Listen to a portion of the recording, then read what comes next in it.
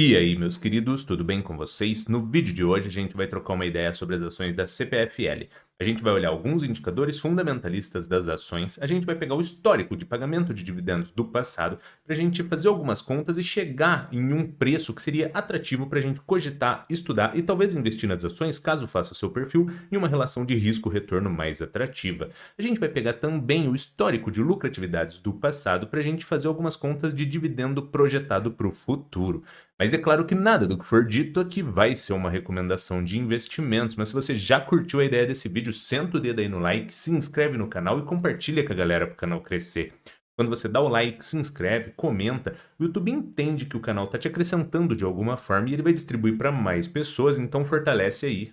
E se você já acompanha os vídeos do canal, você percebeu que o cenário mudou. Eu mudei há mais ou menos um mês, então assim, pode ser que o áudio, iluminação, algum contexto esteja meio desadequado, ou talvez esteja até positivo. Então comenta aqui embaixo se você achou alguma coisa negativa ou positiva desses vídeos e a gente vai estar alinhando ao longo do tempo.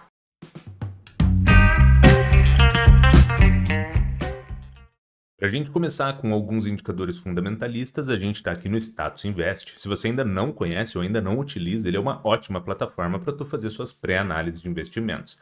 Então, o ticker da empresa é CPFE3. Se você for comprar entre uma a 99 ações, você precisa colocar o F na frente, o que ficaria PEFE3F. O valor atual está na casa de R$ 31,80.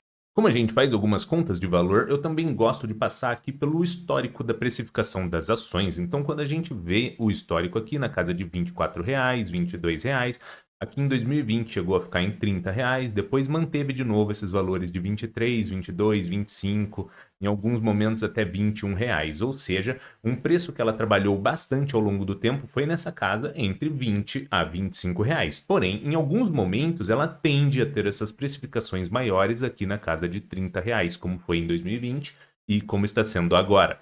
Aqui na parte dos indicadores, é legal a gente frisar o seguinte: a CPFL ela já é uma empresa mais sólida, mais robusta, que já passa uma credibilidade maior para o investidor. Então aqui seria normal nós encontrarmos métricas mais pressionadas ou métricas mais piores, mas é mais pelo contexto da solidez e recorrência de resultados que passa uma credibilidade maior para o investidor. Então aqui na parte do dividend yield está em 6,61%, que eu considero bem atrativo por se tratar do modelo de negócio perene, que seria de energia elétrica, e todo esse contexto de solidez, porque é uma empresa que ela já existe há muito tempo, já traz uma recorrência de resultados. Então essa métrica de 6,61% eu já consideraria atrativa. Na parte aqui de preço, o lucro está na casa de 6,55, ou seja, se a CPFL mantiver as lucratividades e distribuir todo o lucro, em algo próximo de 6 anos e meio, você teria o retorno do seu investimento. Teria um espaço de tempo bem reduzido. De 10 para baixo, e principalmente quando a empresa possui recorrência de resultados, crescimento, distribuições de lucros, todos esses contextos que agreguem também de forma positiva, você encontrar uma métrica de PL de 6,5 é bem interessante. Aqui na parte de preço-valor patrimonial está na casa de 2. Isso daqui significa o quê? Se a CPFL tiver de patrimônio R$ 100, você estaria comprando por R$ 205, ou seja, você está pagando um prêmio de praticamente o dobro do valor de patrimônio.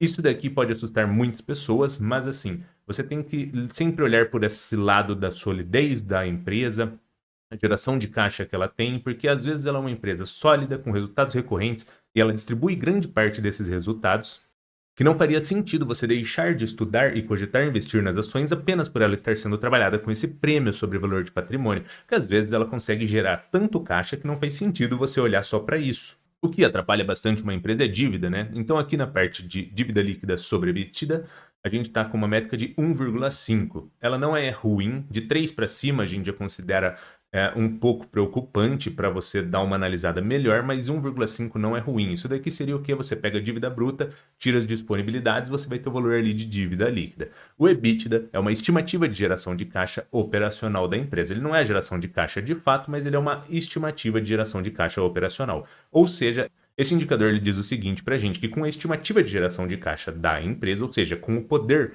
de gerar grana que a empresa tem, com 1 ano e meio dessa geração de caixa, ela conseguiria pagar essa dívida. Então, o resultado de métrica bem tranquilo, de 3 para cima ficaria mais preocupante e, principalmente por ela se tratar desse segmento de energia elétrica, a gente poderia ter métricas maiores, porque ela tem uma recorrência de resultados, então você sabe que ela tem uma receita futura, ela consegue controlar custo de uma forma melhor, então esse endividamento ele poderia até ser maior do que quando comparados com outros segmentos. Aqui na parte do payout, para a gente acompanhar o que a empresa tem como hábito de distribuir de dividendos, a gente vê que no passado ela tinha payouts aqui na casa de 25% e daí aqui de 2019 para frente ela foi fazendo aumentos desses payouts. Mas aqui na média está em algo próximo de 50%. Eu estou mostrando isso daqui porque depois quando a gente for calcular o dividendo projetado, a gente consegue ter uma maior percepção de qual que é o hábito da empresa de distribuir dos lucros. Agora a gente está aqui na DRE, para você que não sabe, a DRE é um demonstrativo contábil. E aqui no caso da CPFL, eu gosto de trazer ele para você visualizar que ao longo dos últimos 10 anos ela não apresentou prejuízo e que ela tem um aumento de receita e de lucratividade ao longo do tempo. E agora a gente vai pegar os dividendos que foram pagos nos últimos anos para a gente projetar qual seria uma relação de preço interessante para cogitar, investir e talvez se expor às ações. Então aqui nós temos o valor atual de R$ 31,80, valor patrimonial por cota de R$ 15,49. Seria que seria o quê? O valor total de patrimônio dividido pelo número de ações. Aí aqui nós temos os dividendos pagos por ano de 2017 a 2022 e um dividendo esperado de 6%. Como eu comentei com vocês, como ela é uma empresa mais sólida, que já passa uma credibilidade maior, eu coloquei um dividendo esperado aqui de 6%, porque geralmente essas empresas elas tendem a ter muitos investidores querendo investir nelas e daí ela fica com métricas mais distorcidas. Então eu coloquei 6% aqui para ser mais justo. Essa daqui poderia ser 6, 7, 10%, a depender do que você espera receber de dividendos com base nos seus investimentos. Eu utilizei 6% por conta desse contexto. Então aqui o dividendo mínimo de 21 centavos, máximo de R$ 3,70 e médio de R$ 1,62. O preço estimado com base no dividendo mínimo e seguindo por esse dividendo esperado de 6%, ficaria em R$ 3,50. Com base no dividendo máximo, ficaria em R$ 61,67 e, com base no dividendo médio, um preço estimado de R$ 26,94. Esse daqui a gente poderia interpretar como se fosse um preço bom para talvez cogitar, estudar e investir nas ações. Como muitos investidores gostam dessa métrica de preço-valor patrimonial, eu coloquei aqui só para a gente ver como que ficaria. Então, se você investisse com base nesse preço estimado sobre o dividendo médio, você teria um preço-valor patrimonial de 1,74, que não seria ruim. A empresa, por toda dessa solidez e recorrência de resultados, ela sempre trabalha acima de valor de patrimônio, como a gente viu ali no Status Invest, que estava na casa de 2. Então, aqui ficaria a 1,74, caso você conseguisse investir a R$ 26,94. Aí aquele valor de R$ 26,94 poderia ser um preço bom, mas eu sempre tiro uma margem de segurança para a gente ter um preço mais próximo de ótimo. Então aqui, depois de deduzir 10% de margem de segurança, a gente ficaria com um preço mais próximo de ótimo de R$ 24,25. Ou seja, tanto o preço bom como o preço ótimo, eles são inferiores ao valor atual da ação. Então, tecnicamente, se você se guiar apenas pelos resultados do passado, você não deveria investir nesses preços atuais e deveria esperar uma desvalorização. A gente viu no histórico do passado que por muitos momentos ela trabalhou nessa faixa de preço entre 20 a 25 reais. Porém, não quer dizer que o valor atual esteja caro, apenas que, para que ele faça sentido, a CPFL precisa manter as lucratividades e ter aumentos de lucratividades, porque daí sim fará sentido com base nesses valores, porque ela vai ter um resultado interessante, vai conseguir pagar um dividendo interessante, e daí não teria problema nenhum você estar pagando esses valores de R$ 31 reais. E agora vamos pegar as lucratividades que a CPFL apresentou para a gente projetar um dividendo para o futuro. Aí aqui mesmo esquema, valor atual de R$ 31,80, valor de mercado de 36 bilhões 641 milhões, lucratividades anuais de 2018 a 2022 e um lucro médio de 3 bilhões 650 milhões. Aqui na lucratividade média, a gente faz para evitar se expor a lucratividades ruins ou boas que ocorreram ao longo do tempo, porém que não sejam recorrentes. Como você pode visualizar aqui, em 2022, teve uma lucratividade de 5 bilhões. Aqui na lucratividade média já está 3 bilhões 650, ou seja, bem a menor. Não quer dizer que é o que vai ser realizado. Porém, a gente utiliza ele para fazer algumas contas e tentar investir em uma relação de risco-retorno mais interessante. Então, se você investisse aos valores atuais de R$ 31,80 e a CPFL apresentasse essa lucratividade média de 3 bilhões 650, teríamos uma métrica de PL de 10, que não é ruim. De 10 para baixo eu considero interessante quando entra nesse contexto de uma empresa mais perene, com recorrências de resultado, com aumentos de lucratividade e de resultados. Então um PL10 seria atrativo para esse tipo de empresa. A gente viu lá no Status Invest que ele está em algo próximo de 6,5, com base nessas lucratividades a maior que ocorreram, porém essa métrica aqui de 10 não seria ruim.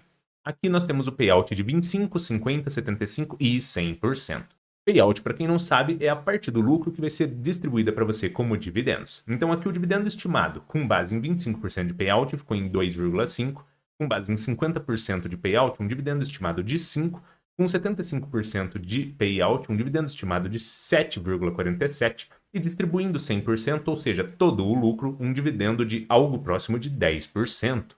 E como lá atrás no Status Invest a gente viu que ela tem como hábito pagar algo próximo de 50%, poderíamos entender que teríamos um dividendo estimado de 5%, que seria atrativo por conta daquela solidez que eu comentei, que daí muitos investidores tendem a querer investir na empresa e ela tende a trabalhar em métricas mais reduzidas do que outras empresas, e também por conta do contexto que estamos nos guiando por uma lucratividade média. Não necessariamente é a que vai ocorrer, porque se ele mantiver essas lucratividades de 2021 e 2022, por exemplo, você teria dividendos ainda maiores.